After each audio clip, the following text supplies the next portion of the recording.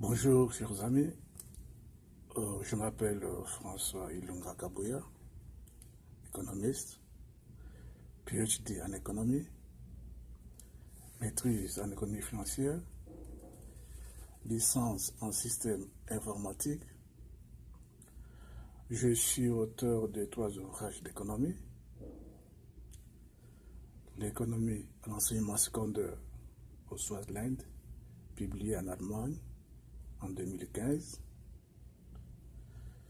le programme agricole et alimentaire en Afrique australe, publié en Allemagne en 2011, Économie des nations africaines, publié au Canada en 2007. J'ai aussi publié un nombre d'articles sur les problèmes économiques au sud du Sahara dans les journaux internationaux. Dans nos activités du Club économique d'Afrique ici en Atlanta, aujourd'hui, notre présentation est sur la République du Rwanda. Le titre de notre présentation aujourd'hui est l'état économique du vrai Rwanda. The Economic State of the Real Rwanda. Le Rwanda est un pays d'Afrique de l'Est partageant des frontières avec le Burundi, la République démocratique du Congo, l'Ouganda et la Tanzanie. Malgré le progrès économique et social réalisé après le génocide, le Rwanda reste l'un des pays les plus pauvres d'Afrique, classé 17e en Afrique et 18e pays le plus pauvre du monde, avec 748 $ revenus par habitant en 2017. L'agriculture est le pivot de l'économie rwandaise, représentant 80% des emplois du pays. Elle contribue pour 33% à la croissance du produit intérieur brut. Ce secteur compte pour environ 63% de recettes d'exportation et avec certains minéraux. Le tourisme, les minerais, le café et le thé sont les principales sources de devises du Rwanda. Pour gagner leur vie, plus de 85% des Rwandais dépendent fortement de l'agriculture. L'insécurité alimentaire reste un problème pour la plupart des populations rurales, en particulier les ménages dirigés par une femme. Le ratio de dénombrement de la pauvreté rurale au Rwanda était 48,7% en 2010. Le Rwanda a fait des progrès dans la réduction de la pauvreté. Néanmoins, la majorité de la population vit en dessous du seuil de pauvreté. Le niveau de pauvreté était 57% en 2005 et 39% en 2015. 80% des Rwandais n'ont pas accès à l'électricité. L'indice de perception de la corruption au Rwanda est plus élevé que celui de ses voisins. 55 points sur 100 en 2017, 54 en 2016. L'évaluation de l'environnement réglementaire des entreprises au Rwanda est plus élevée que celle de la plupart des pays africains. 5 points sur 6 en 2016 et 2017. Le Rwanda est la deuxième place la plus facile pour faire des affaires en Afrique. Le Rwanda est sans doute le pays le plus favorable à la femme au monde. avec 64% des femmes au Parlement et 50% au gouvernement. Nous allons jeter un coup d'œil sur les indicateurs économiques de développement du Rwanda. Parmi ces indicateurs, nous avons choisi le taux de croissance, qui est le taux de variation du produit intérieur brut. Nous avons choisi la population. Cet indicateur affecte le revenu par habitant de la population. Et nous avons choisi le revenu par habitant ou le revenu par tête, qui est la mesure de richesse ou le pouvoir d'achat de la population. Et le dernier indicateur, nous avons choisi l'indice de développement humain. Alors nous allons prendre une période de 10 ans, de 2008 à 2017, analyser ces indicateurs économiques et développement du Rwanda. Voyons le taux de croissance du Rwanda. Je voudrais ici mentionner que à partir de 2008, le taux de croissance du Rwanda jusqu'à 2017 reste positif. Le taux le plus élevé réalisé au Rwanda, le taux de croissance le plus élevé réalisé au Rwanda était en 2008, était de 11,2%.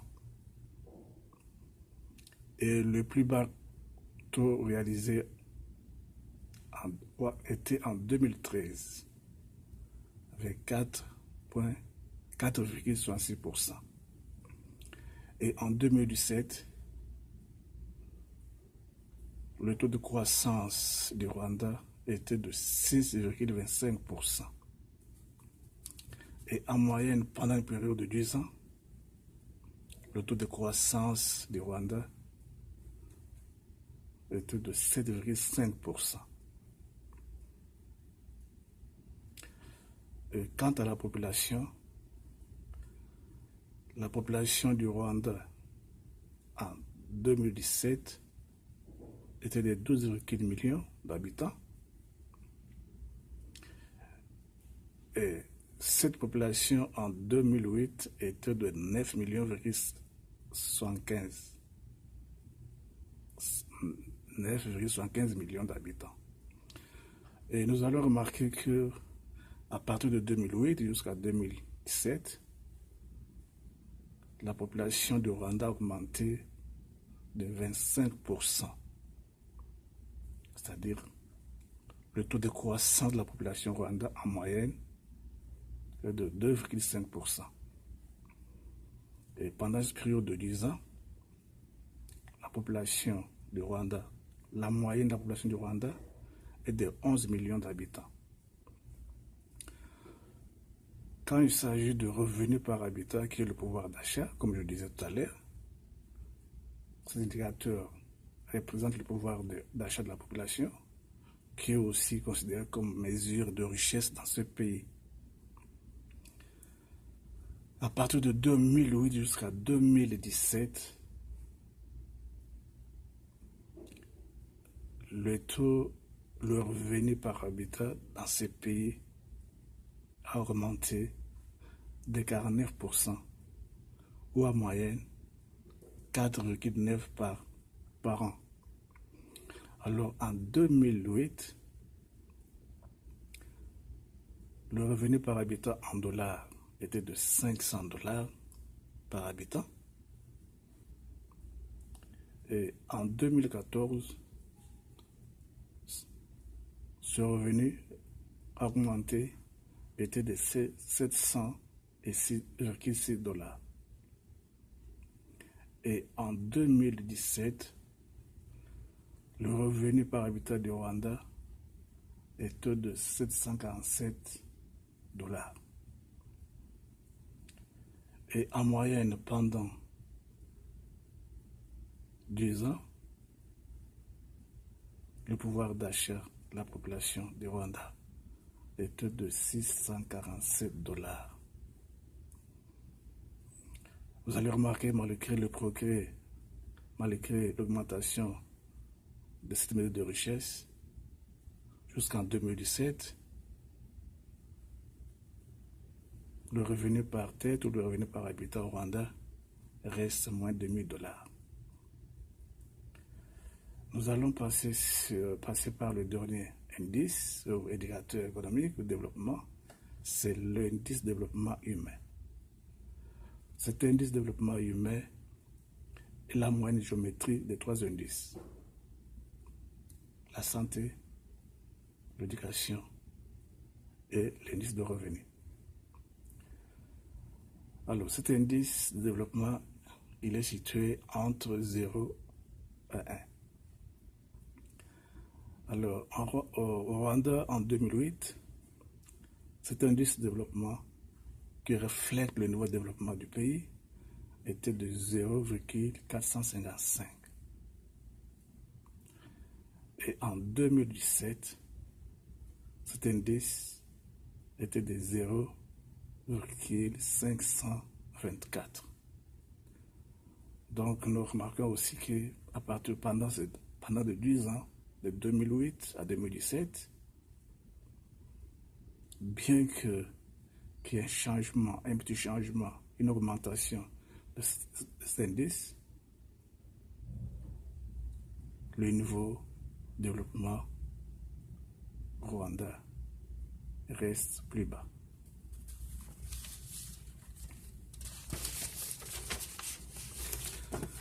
En regardant ces indices, qu'est-ce qu'on peut analyser? En analysant le taux de croissance, la population, le revenu par habitat, l'indice de développement humain, nous pouvons dire que le pays, le Rwanda, a encore un long chemin à parcourir vers le développement et atteindre sa vision 2020.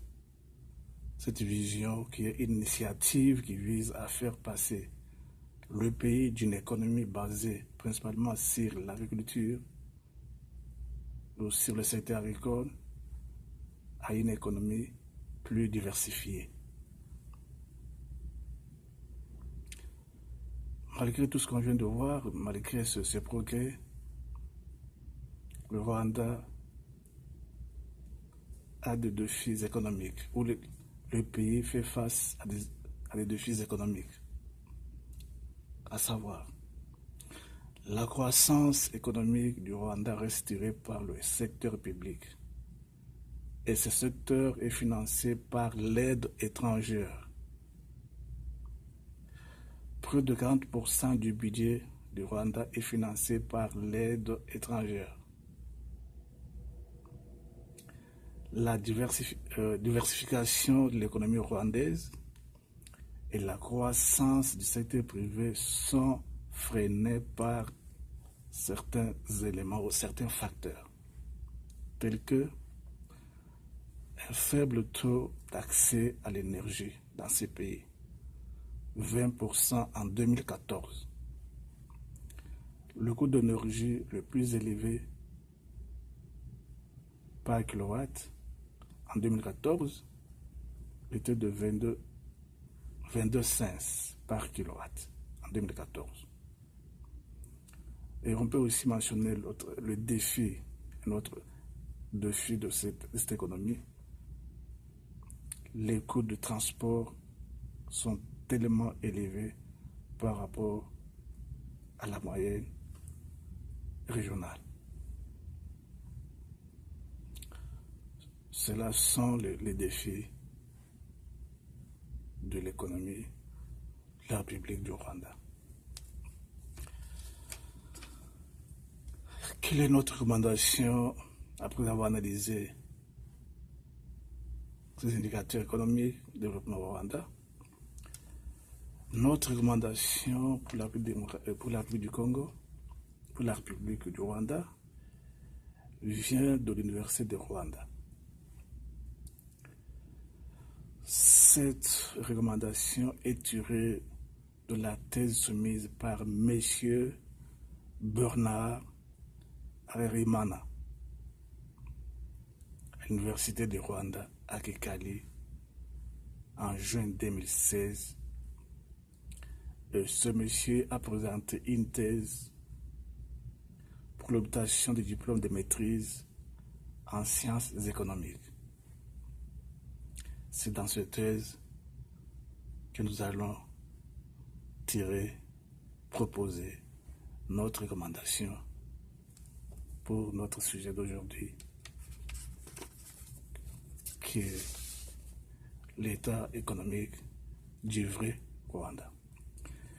Le titre de M. Harerimana en anglais était Analysis of Government Spending on Agriculture Sector and its Effects on Economic Growth in Rwanda.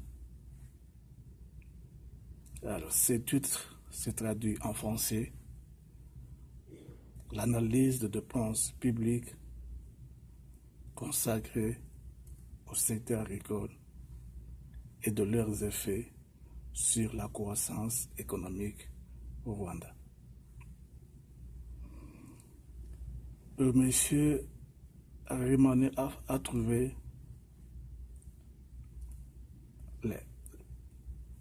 les conclusions de son étude de recherche, ou les conclusions de M. Harerimana étaient très simples. Il a trouvé une augmentation de 1% des dépenses publiques consacrées au secteur agricole a été associée à une augmentation de près de 3% du produit intérieur brut au Rwanda. Et en anglais, qu'est-ce qu'il a pu trouver? 1% increase in government spending on agriculture was found associated with almost 3% increase in gross domestic product. So, c'est ça la conclusion tirée de cette recherche, la maîtrise en sciences économiques par M. Harerimana, que nous considérons comme notre recommandation pour notre débat d'aujourd'hui, sur notre présentation sur l'état économique du vrai Rwanda.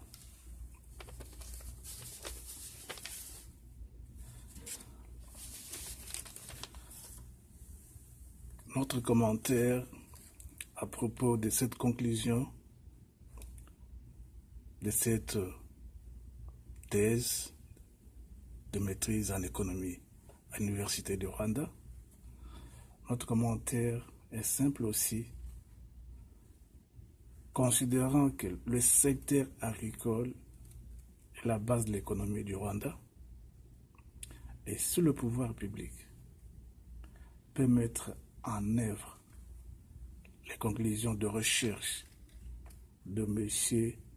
Harerimana, sans doute, les indicateurs économiques et développement que nous avons énumérés ici pourraient éventuellement changer. Qu'est-ce qui pourrait éventuellement changer? Le taux de croissance. La population peut ne pas changer, mais le revenu par tête pourrait éventuellement changer, et surtout l'indice de développement humain.